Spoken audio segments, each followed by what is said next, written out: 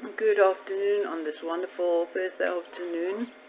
I hope you had a great week and looking forward to the weekend that's close by. Today we're going to talk about powerlessness. I think it's one of the emotions that is difficult to handle.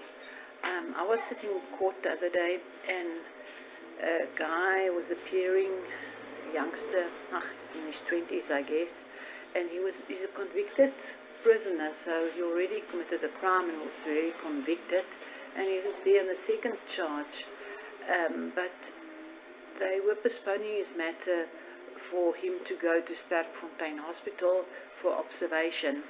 And in the courtroom there was just a few people, and when he walked inside the court, he looked up and he waved at somebody, and I could see it was his parents, with no doubt, because the mother and him look very similar, and you can see there's some lines to the father.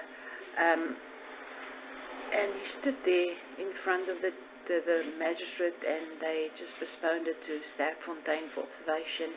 And I looked at his parents, and I actually could feel the helplessness, the powerlessness of these people.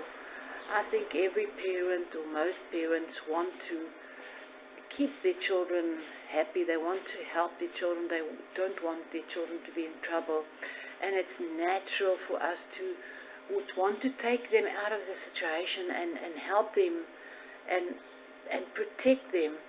Jesus always protected us. The Father always protects us and look after us, and that's what we feel like. We want to protect our children, we want to help them, we want to keep them from trouble.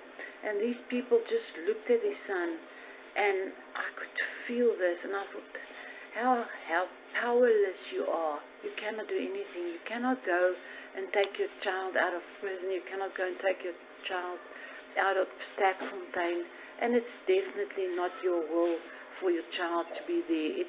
It's the choices he made, or his friends made. I don't know what the circumstances are, but it's the choices that we make that put us in a situation. But by doing that choices, we bring other people into a situation where they don't want to be. He made wrong choices, and that's why he's in court again. And it's not the first time, it's more than once that he's been doing something wrong. And the powerlessness, you cannot do anything.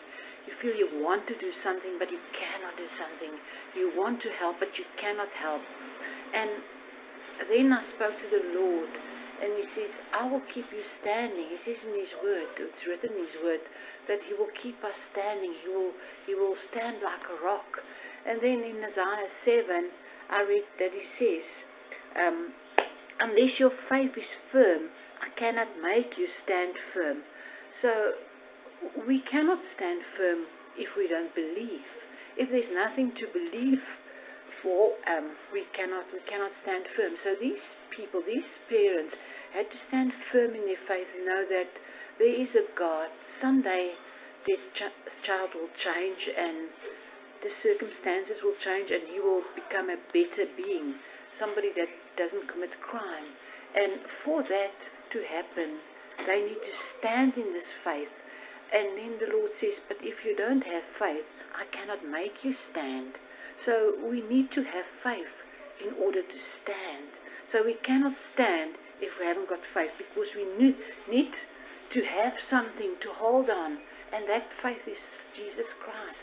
We have to have faith in him so that we can stand. Otherwise we're going to try for nothing, and we won't be able to stand. So let's start a new life. Let's make right choices, and then know that we must have faith in Jesus, because that's the only way that we're going to go through difficulties in life. That's the only way that we're going to overcome these obstacles, is by believing in him and knowing that he's there, and he will keep us strong, and he will keep us as a rock. He will keep us standing. Have a great day. Bye-bye.